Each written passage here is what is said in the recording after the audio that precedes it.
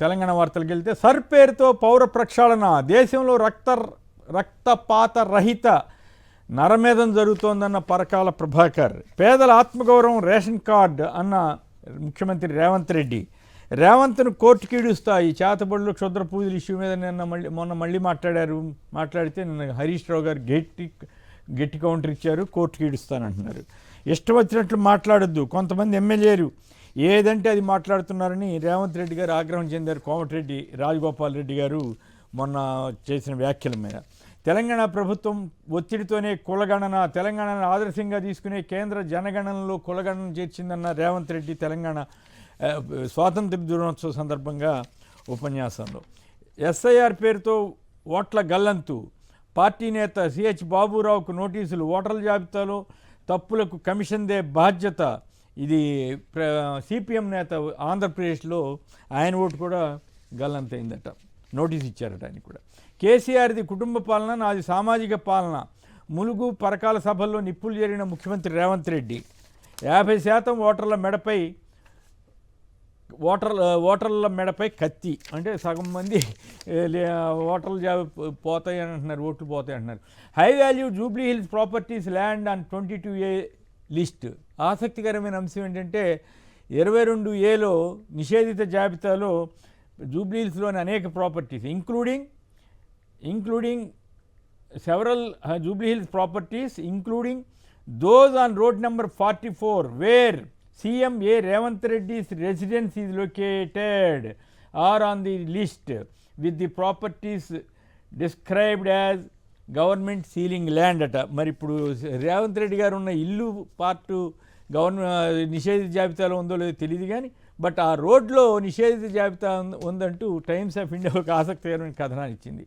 ఇక ఏపీ వార్తలకు వెళ్తే మేయర్, మున్సిపల్ చైర్మన్లను ప్రజలు ఎన్నుకునే విధానం, స్థానిక సంస్థలకు ప్రత్యక్ష ఎన్నికలు, శాసనసభ ముందుకు రేపు బిల్లు రావచ్చు అంటున్నారు. ఇది ఒక ఇంట్రెస్టింగ్ డెవలప్మెంటే. మరి ఈ బిల్లు ఆమోదం తర్వాత ఏమిటి దాంట్లో ఉన్న విశేషాలను బట్టి మనం మాట్లాడుకోవచ్చు.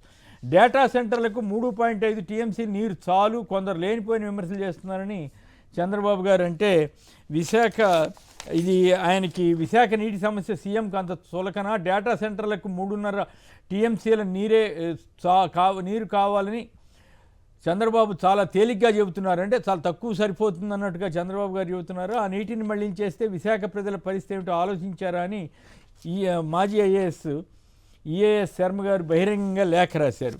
విశాఖకు తాగునీటి సవాళ్ళట. ఇప్పటికే అనేక చోట్ల ఈ జనం క్యూలో నిలబడ్డారు నీళ్ల కోసం.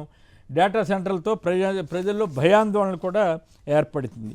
భోగాపురం ఆహారం అంట, అక్కడ క్యాంటీన్ ఏదో పెడుతున్నారంట బ్రహ్మాండంగా. ఎల్లో మీడియా చాలా పెద్ద వార్తలాగా విమాన ప్రయాణికులకు విభిన్న రుచులు. ఇంకా అసలు ఎక్కడ ఏ విమానాశ్రయంలోనూ క్యాంటీన్ లేనట్టు, హోటల్ లేనట్టు ప్రముఖంగా ఇచ్చారంటే వాళ్ళు కావాలనుకుంటే అట్లా లేపేస్తారనమాట, అట్లా బ్రహ్మాండంగా భజన చేస్తారు. ఆదాయానికి మించి అప్పు ముప్పు, రాష్ట్రం ఆర్థికంగా దివాళా తీస్తున్న చంద్రబాబు సర్కార్, సొంత రాబడి కన్నా అప్పులే ఎక్కువ. కాగ్ విశేషాల ఆధారంగా సాక్షి ఒక కథనాన్ని ఇచ్చింది. ఆంధ్రప్రదేశ్లో ఆర్థిక పరిస్థితి అంత అస్తవ్యస్తంగా మారిందో. సమరశంఖం పూరిద్దాం, ఉద్యోగులకు ఏపీజేఏసీ అమరావతి చైర్మన్ బొప్పరాజు వెంకటేశ్వర్లు పిలుపు. కేజీబీవీ టెండర్లో డీపీటీ దందా, ధరలు పెంచి నిబంధనలు మార్చి దోపిడీకి స్కెచ్. రాజకీయ శత్రువుల వలలో పడొద్దు, పార్టీ శ్రేణులకు పవన్ కళ్యాణ్ దిశానిర్దేశం చేశారంట. మరి ఆయన వేరే పార్టీల ట్రాప్లో పడ్డారని కొంతమంది వాళ్ళు వ్యాఖ్యానిస్తుంటారు.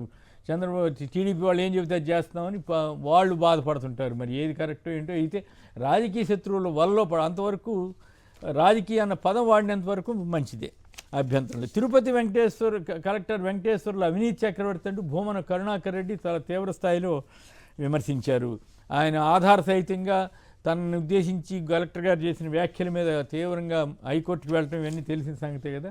టీడీపీలో ఎనమద్ది చేరిక చెల్లదు, ఎమ్మెల్యే కొలికిపూడి నిర్ణయాన్ని ఆక్షేపించిన గద్దె అనురాధ.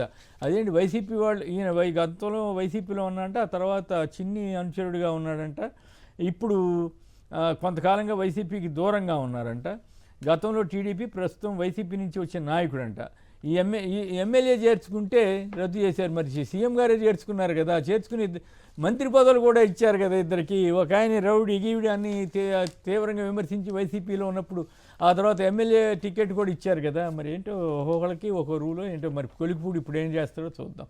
వ్యక్తిగత స్వేచ్ఛను హరించడం చట్టవిరుద్ధమే. రాజశేఖర రెడ్డి, వాసుదేవ్ రెడ్డిల అరెస్ట్ ముమ్మాటిగా అక్రమే అంటూ హైకోర్టు ఇచ్చిన తీర్పులో సారాంశాన్ని ఇచ్చారు. అక్కడ నిషేధం, ఇక్కడ ఆహ్వానం. మరో దొంగ కంపెనీకి బాబు సర్కార్ రెడ్ కార్పెట్. జమ్మూ కాశ్మీర్లో ఈ కంపెనీ మీద కేసు నమోదైతే ఇక్కడ దాని పేరు డేటా ప్రో అంట. ఆ కంపెనీకి ఇక్కడ రెడ్ కార్పెట్ ఇచ్చారట చంద్రబాబు గారి ప్రభుత్వం. విశాఖలో 300 కోట్ల భూమిపై ముఖ్యమైన నేత కన్నుబడిందని ఒక వార్త ఇచ్చారు. లీలా గ్రూప్ హోటల్స్కు ట్రెండ్స్. 99 ఏళ్ల పాటు కారు చౌకగా లీజు అంటూ ప్రజాశక్తి ఒక వార్త ఇచ్చింది తిరుపతికి సంబంధించి.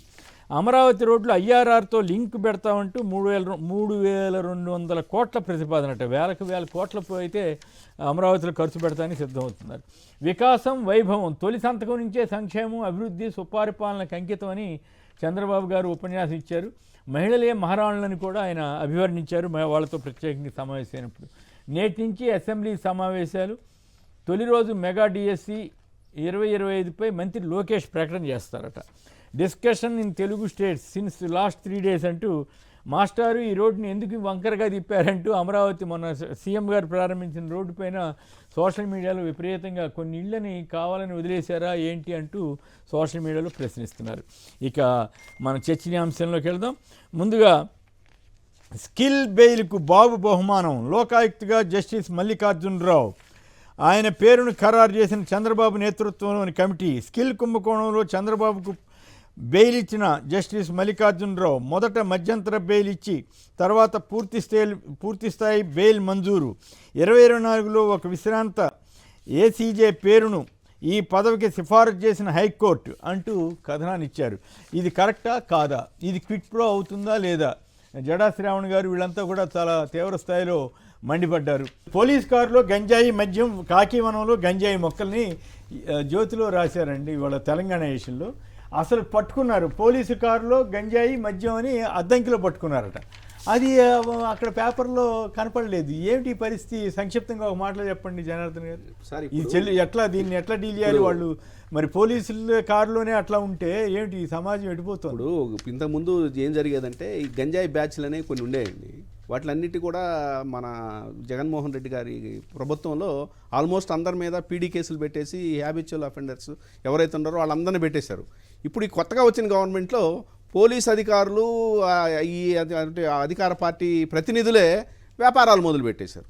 ఇప్పుడు ప్రతి కూడా గంజాయి పెట్టి అసలు గంజాయి ఎక్కడ ఉంటుందంటే ఇప్పుడు స్టాక్ యార్డ్లన్నీ పోలీస్ స్టేషన్లే.